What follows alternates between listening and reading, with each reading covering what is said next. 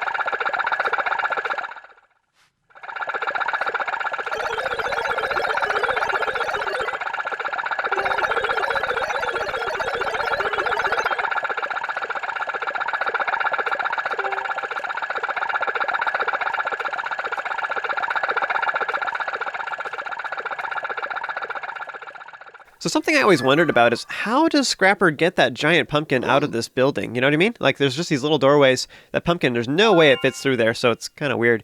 Whatever, maybe it's a magic pumpkin.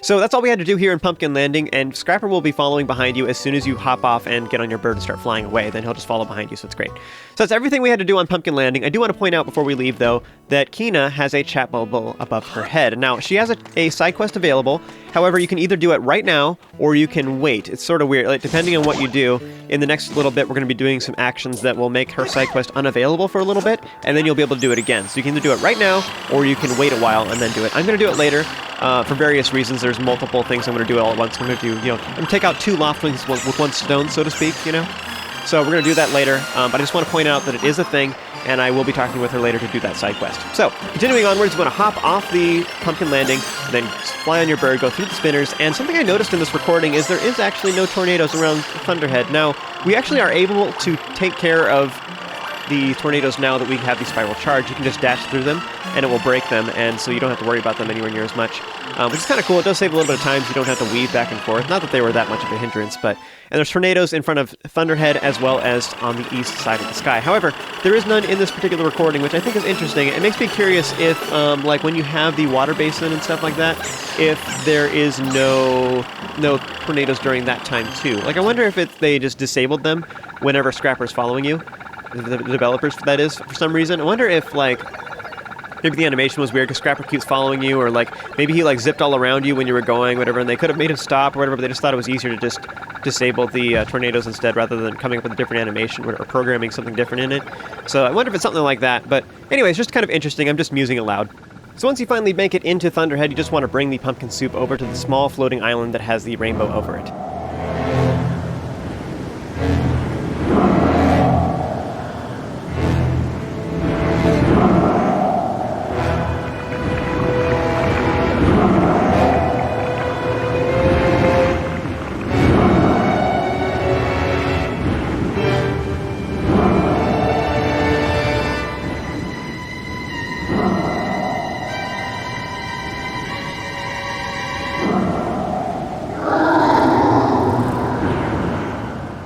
Alright, so now we have our first flying battle. I mean, unless you count the wing ceremony at the beginning of the game. That was kind of training for this, I guess. So Levias will fly around the Thunderhead in kind of like a figure-8 pattern, sort of.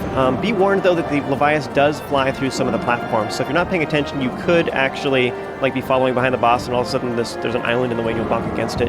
Not that that hurts you or anything, but just something to be aware of. That's more so an issue if you take way too long in this battle. I'm not actually aware if Levias, like, flies around pretty randomly and avoids you or anything. I think he just kind of follows a random path and just kind of wanders. Alright, so in case it wasn't obvious already, our goal for this boss is to hit the eyeballs that are on the boss. And it's like kind of the description of every boss in Zelda these days. Hit the eyeball. Oh, okay. I had no idea.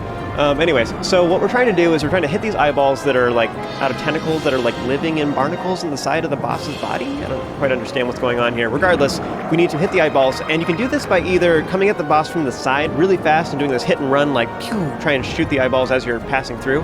I think it's actually pretty hard, in particular because these eyeballs are like swaying up and down, and they can be kind of tricky to hit that way. Instead, I recommend that you just follow alongside the boss. Actually, you move faster than the boss anyway, so like catching up to Levias isn't really that big of a deal. Because the boss is flapping its tail, or I don't know, what is the phrase? There's probably a phrase for that for swimming, I don't know, rather than flapping. I don't know what you call it, he's flying.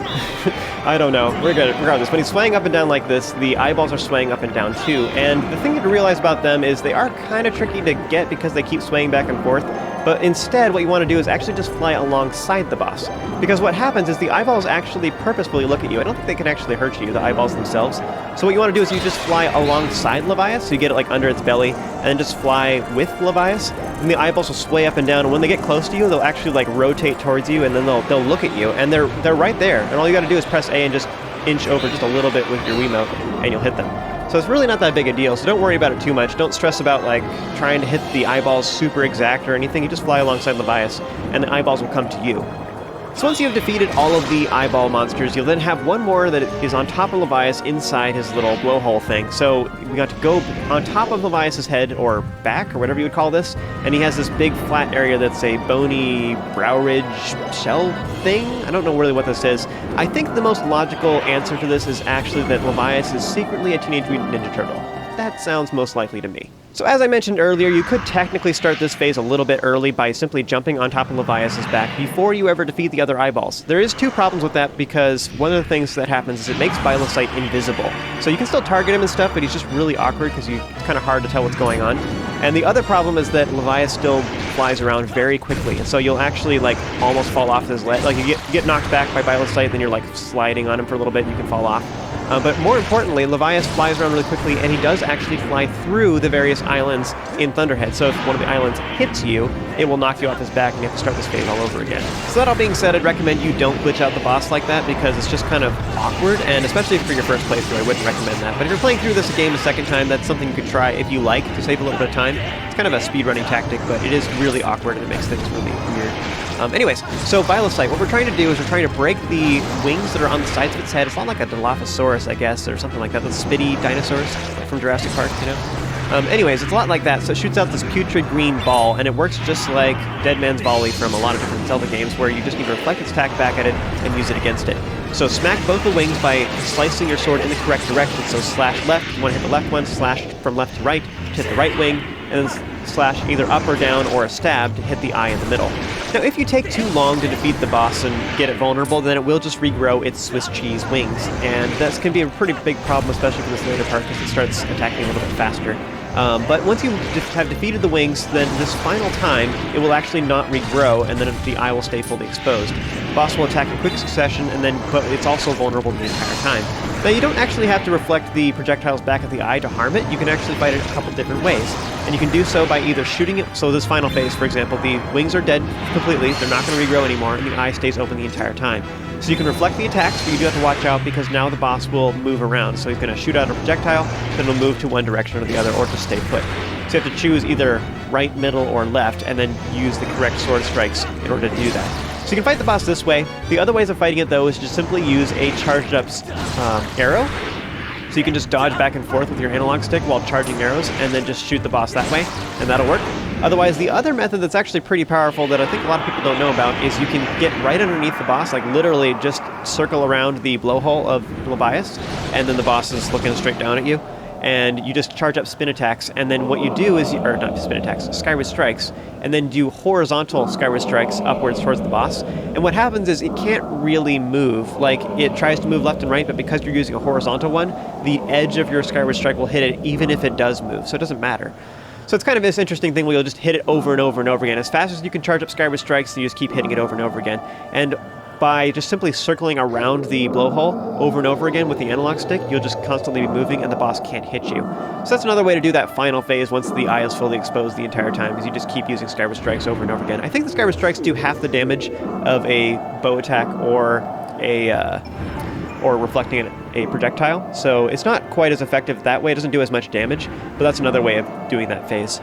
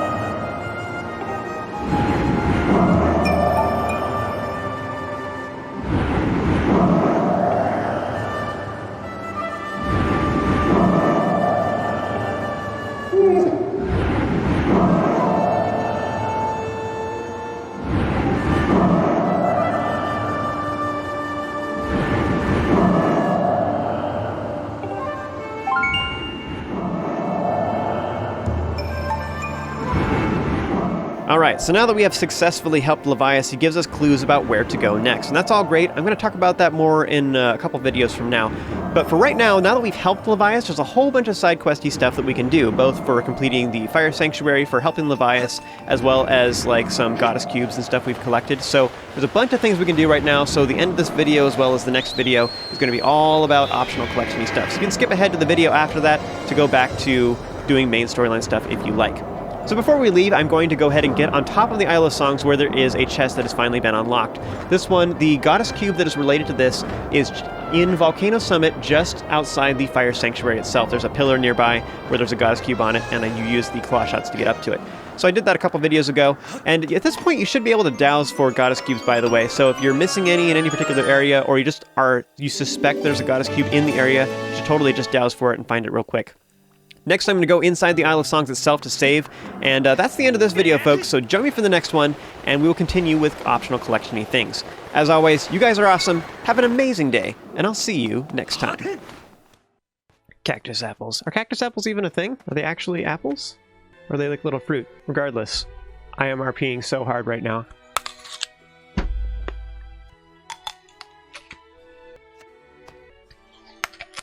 Cactus apples. They exist. Peruvian... Oh, Peru? South America, then? Are they other places? Yeah, I'll find out later. On purpose.